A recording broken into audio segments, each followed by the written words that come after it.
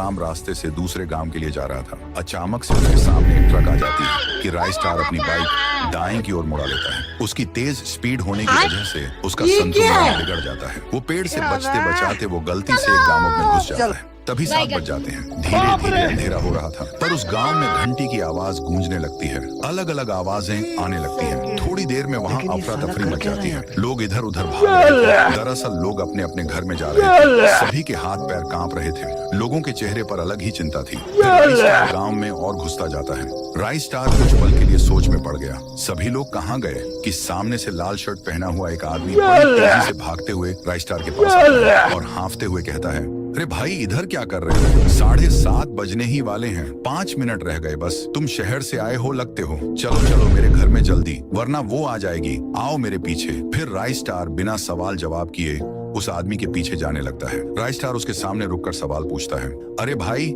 ये यहाँ पर क्या हो रहा है? तुम मुझे 7:30 बजे से पहले अपने घर में क्यों लेकर आए? और ये अजीब सी घंटी की आवाज क्यों गूंज रही है? आदमी कहता है, अरे मैं पागलों जैसी बात नहीं कर रहा हूँ। इसका सच जानकर तुम्हारे रोंगटे खड़े हो जाएंगे। इस गांव में रोज 7:30 बजे एक चुड़ैल आती है जो कि लोगों को मार के उस पेड़ में लेकर जाती है। बात हो ही रही थी उसी सूखे पेड़ की जहां राय स्टार ने अपनी बाइक रोकी थी। तभी अचानक से उस पेड़ में से वही चुड़ैल निकलती है जिसके बारे में वह आदमी बता रहा था। राय स्टार उस चुड़ैल को वो चुड़ैल उन दोनों को देखकर उनके पास आने लगती है। वह उनके पास आके कहती है, राय स्टार, ओ राय स्टार, जरा बाहर तो आना। मैं तुम्हारी बहन जैसी हूँ ना, मुझसे डरो मत। आओ बाहर। 1 मिनट, तुम्हें मेरा नाम कैसे पता है? मैं तो तुमसे पहली बार ही मिला हूँ। अरे इसके मुंह मत लगो, इसको सारे लोगों के नाम पता है। ये खतरनाक भूतनी है। इतना कहते ही वो चुड़ैल वहाँ से तेजी से जाने लगी और वहीं पास के दूसरे पेड़ के पास जाकर रुक गई। फिर राय स्टार सवाल पूछता है, मुझे एक बात बताओ, ये भूतनी लोगों को क्यों मारती है और ये पेड़ में आई कैसे?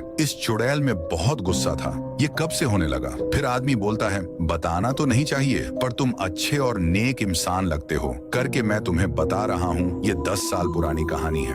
इस गांव में रहते थे गुड़िया और उसके पप्पा। उन्होंने गांव के सरपंच से पैसे लिए थे। बस इतना क्या था। सरपंच ने गुड़िया के पप्पा को उसी सूखे पेड़ पर उल्टा टांगा और गुड़िया के सामने बड़ी सी चाकू से पहले उसके पैर की चमड़ी उधेड़ दी। उसके बाद अंत में उसका सिर ही धड़ से अलग कर दिया। फिर कमाल है यार, कैसे कैसे लोग रहते हैं यार यहाँ पर।